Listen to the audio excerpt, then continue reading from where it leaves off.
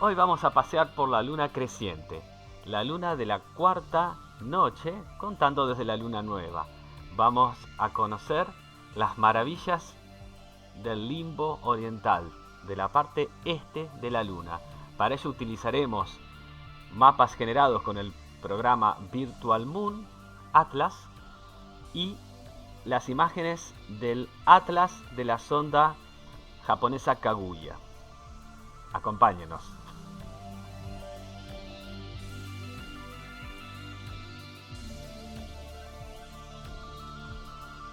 Bueno, empezamos nuestro recorrido de la luna del cuarto día desde arriba hacia abajo, desde el sur hacia el norte, de acuerdo con las convenciones con las que se realizan los mapas de la luna.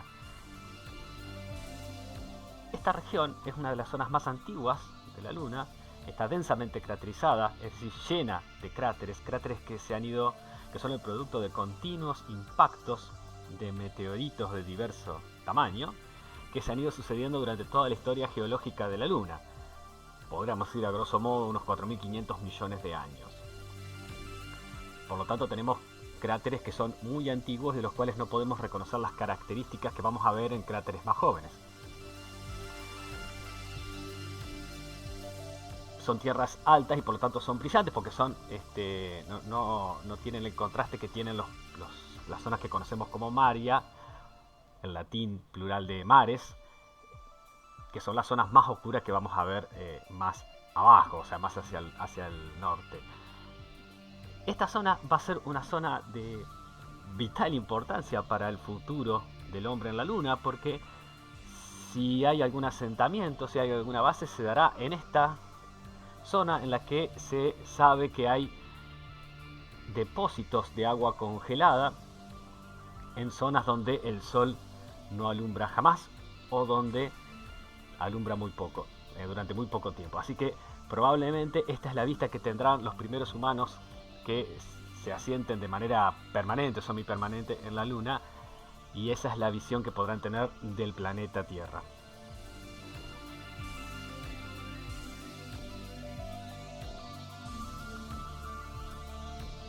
El primer accidente, no geográfico sino selenográfico, que podemos observar y que en el telescopio se observa incluso con más claridad, es el único accidente selenográfico que en el telescopio se observa con más claridad que en estas espectaculares imágenes de la sonda Kaguya, es el Vallis Reita, es decir, el Valle Reita, que es uno de los valles que se han formado en la Luna, pero no se han formado con el mismo proceso geológico de formación con el que se forman los valles en la Tierra, sino que se trata de una cadena de impactos consecutivos.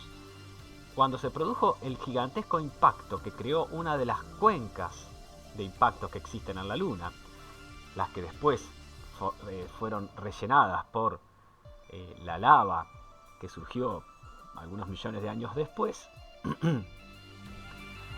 y que la actual fisonomía de los distintos mares de la Luna, uno de esos mares, que se llama Maris Nectaris, antes de ser un mar, fue una cuenca de impacto que después fue rellenada. Bueno, los proyectiles que se desprendieron de ese gigantesco asteroide, porque que meteorito le queda corto, ese gigantesco asteroide, e impactaron uno detrás de otro como si fuera lo que son, una serie de fragmentos de una roca más grande, y fueron impactando en línea recta. Acá después interrumpidos por un cráter, que es lo que podemos ver en la parte derecha de la imagen, un cráter más grande, ¿no? Pero este Vallis Reita no es ni más ni menos que una cadena de impactos secundarios de un gran impacto que formó el Mare Nectaris. Siguiendo hacia el sur, siguiendo hacia abajo en el mapa, vamos a observar tres cráteres bastante distintos entre sí: Furnarius, Stevinus y Petavius. Furnarius es el más antiguo, Stevinus es el más reciente, y una versión intermedia en cuanto a antigüedad es Petavius. Furnarius tiene nada más y nada menos que 135 kilómetros de diámetro. Más que un cráter, parece un pequeño mar por su tamaño. Claramente es un cráter antiguo, no solamente por su tamaño tan grande, que tiene que ver con el volumen de los asteroides que impactaron en los inicios, digamos, de la historia geológica de la Luna, sino otra vez hay peculiaridades de los cráteres antiguos que se pueden ver claramente. Las paredes de los cráteres, los bordes del cráter están muy diluidos, no se ven con el detalle que vamos a ver en un cráter más antiguo, que es el más nuevo, perdón, que es el que vamos a ver a continuación. El centro del cráter, el suelo, está repleto de escombros, de cráteres posteriores, obviamente, al impacto que generó Furnerius, porque están superpuestos, y presenta en las zonas, fíjense que hay una zona en el centro que es más lisa, que no tiene tantos impactos y tantos escombros, que ha sido un afloramiento de lava que indicaría una actividad geológica posterior, que también se reflejaría en esa grieta que se ve en el fondo del suelo. Stevinus tiene 75 kilómetros de diámetro, es un cráter copernicano, es decir, pertenece al período geológico más reciente de la Luna. Son todos aquellos cráteres que tienen menos de 1100 millones de años de antigüedad. ¿Cuáles son las características de estos cráteres recientes, de estos cráteres copernicanos? Hay una que no podemos observar en esta fase, pero vamos a observar a medida que la Luna tenga una iluminación de un 50% más aproximadamente, y que se va a ver claramente mucho más a medida que nos aproximamos a la fase de luna llena, que son los rayos brillantes, que son esas pequeñas estrías brillantes que constituyen el material más liviano eyectado por el impacto que generó estos cráteres recientes. Los cráteres copernicanos, los cráteres recientes presentan rayos brillantes, los cráteres más antiguos no. Pero para eso necesitamos iluminación frontal, y Stevinus en la cuarta noche de iluminación está iluminado no frontalmente, por lo tanto no vemos los rayos, pero sí distinguimos las otras características de los cráteres copernicanos. Las paredes de los cráteres y los bordes están aterrazados. Podemos ver que se puede ver claramente cómo hay como barrancas en los bordes. No son paredes, meras paredes verticales, sino que podríamos ir descendiendo hacia el centro. El centro está bastante desprovisto de cráteres secundarios, ¿no? No hay cráteres en el suelo, como sí habíamos visto en el Furnerius, el cráter anterior. Y lo que no existía en el cráter anterior, que es mucho más antiguo, ya esos distintos impactos y esos distintos escombros de impactos, que si bien no se habían producido en el suelo del cráter Furnerius, sino que se habían producido más lejos, pero que habían proyectado escombros sobre el cráter, han borrado una característica de todos los cráteres de impacto: las montañas centrales, montañas o picos centrales, que acá vemos claramente, y que se deben a, siendo un impacto tan terrible el que forma los cráteres, la corteza lunar se compacta en el momento de la explosión y luego tiene como una especie de rebote, y ese rebote genera los picos centrales. Petavius, que es el cráter que estamos viendo ahora, tiene un tamaño importante. Es un cráter bastante antiguo, del período Ímbrico, pero que seguramente por su tamaño descomunal, 177 kilómetros de diámetro, ha conservado algunas de las características que otros cráteres tan antiguos no conservan. Por ejemplo, como podemos ver, las paredes exteriores aterrazadas y los picos centrales. Ustedes piensen en Furnerius, que es un cráter que vimos anteriormente y que es un cráter relativamente de la misma edad que Petavius.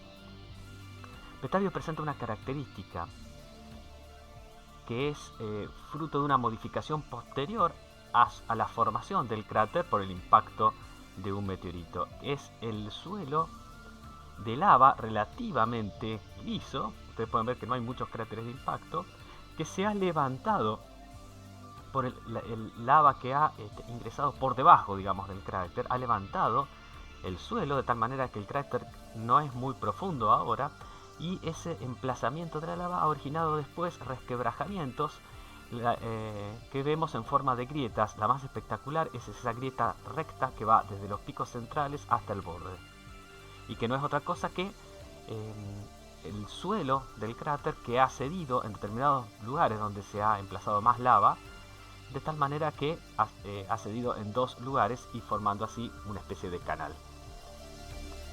En esta zona central de la parte oriental de la Luna vamos a ver dos cráteres antiguos y un mar. Ambos cráteres podríamos decir que en nuestra visión de esta particular cuarta noche de lunación encuadran al mar. El cráter de arriba, lo que sería, dijimos, hacia el sur, es Langrenus, es un cráter que tiene todas las características que hemos visto de los cráteres jóvenes. Recuerdan que eran los cráteres copernicanos, como por ejemplo Stevinus, pero un poco degradados. Están degradadas las paredes de la terraza, no son tan marcadas. Los picos centrales ya han perdido un poco de su carácter puntiagudo por los continuos impactos meteoríticos y la constante radiación solar que afecta a la superficie de la Luna constantemente porque no existe atmósfera. Langrenus es un cráter joven, pero no tan joven. No pertenece al periodo copernicano, sino al periodo geológico anterior, que es el periodo eratostheniano. La única diferencia con respecto a los cráteres más jóvenes es que casi ha perdido su sistema de rayos brillantes, que de todas maneras no vemos en esta fase de la lunación para ningún cráter.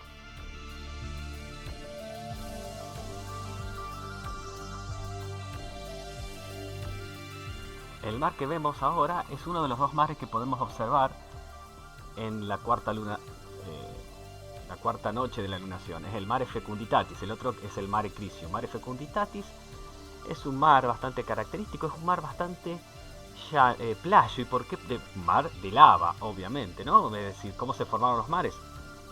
Grandes impactos que forman cuencas que luego se llenan de lava, porque incluso esos gigantescos impactos de un impactador de muchos kilómetros de diámetro también genera grietas en la corteza y en las zonas inferiores que permiten el afloramiento de lava cuando la Luna estaba geológicamente activa. Esa lava surgió y rellenó, digamos, esa cuenca en forma precisamente de cuenco, pero en algunos mares ha tapado prácticamente todo el relieve anterior. Aquí el relieve anterior lo podemos ver en la forma de las pequeñas colinas que podemos observar y que muestran las flechas amarillas, que se llaman wrinkle ridges o crestas arrugadas, o por el término latino dorsa, y el perfil de los cráteres antiguos que ya han sido tapados, como muestra la flecha roja. Este es el cráter Taruntius, es un cráter copernicano, es decir, reciente, aunque no tan reciente. Podemos ver que, comparado con Langrenus, que vimos anteriormente, aparece bastante más deteriorado, pero esto tiene que ver con, una vez más, el afloramiento típico de lava, típico de los cráteres que están cerca de un mar, en este caso, mar de lava, ¿no? En este caso, Mare Fecunditatis. Podemos ver que casi el pico central casi no se ve, pero porque se ha levantado el suelo debido al afloramiento de lava, que incluso ha provocado grietas. Por eso es que este tipo de cráteres se conoce como cráteres de suelo fracturado. Nos aproximamos al extremo norte, al extremo inferior en el caso de nuestra observación, y presenciamos aquí uno de los dos mares que vimos en la observación. El anterior era el Mare Fecunditatis, este es el Mare Crisium, que tiene claramente la forma de la cuenca de impacto, es decir, del cráter gigantesco que produjo este cráter, que por convención todos los cráteres mayores, podemos ir a 300 kilómetros, se denominan cuencas, porque después las cuencas generalmente originaron un mar, en este caso el Mare Crisium. Vamos a ver dos cráteres muy distintos entre sí. Proclus, que es el cráter que vemos a la izquierda, sumamente brillante, tiene menos de 28 kilómetros de diámetro, muy poco en escala lunar, pero sin embargo es el segundo cráter más brillante de la Luna. Cuando ustedes observen una imagen de la Luna llena, van a ver un cráter que parece que esparciera como rayos en forma de abanico, precisamente en la orilla de Mare Crisium, en la parte oriental de la Luna. Este es Proclus, un cráter muy brillante. Es un cráter de tamaño pequeño, por lo tanto no presenta las características que presentan los cráteres más grandes que pertenecen al mismo periodo geológico de Proclus, periodo copernicano, que es tener pico central y paredes aterrazadas. Si ustedes ven, las paredes son rectas, empinadas, y el suelo, si lo pueden ver también, no es liso como el suelo de los grandes cráteres, sino que está lleno de protuberancias y de pequeñas colinas. Se especula con que el brillo tan intenso de Proclus se debe a que ha sufrido más desmoronamiento en esas paredes tan verticales, de manera que materiales frescos, nuevos, en términos geológicos, van quedando expuestos y por lo tanto no presentan el carácter más apagado que tienen los restantes cráteres. Los materiales, a medida que se excavan los materiales de la superficie, los que no han estado expuestos a la radiación son materiales más claros, y eso se ve claramente en Proclus.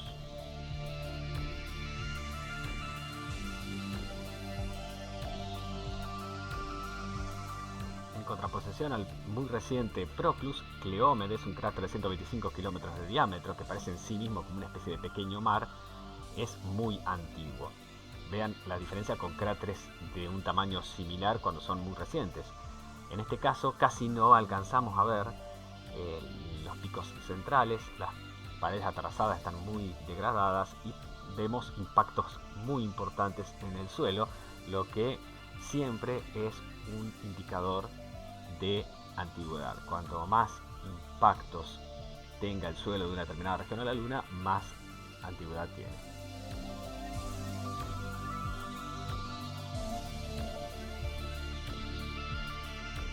Para terminar, en el extremo norte nos encontramos uno de los cráteres también más interesantes, Atlas, que vamos a ver a continuación.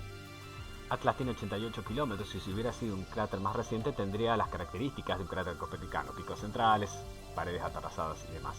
No las tiene, está altamente degradado porque es un cráter de periodo ímbrico, es decir, de más de 3.500 millones de años de antigüedad. Ha tenido una especie de renacer Atlas con este fenómeno que hemos visto en toda la parte oriental de la Luna. La lava de los mares Fecunditatis, o en este caso muy probablemente desde dentro del mismo cráter,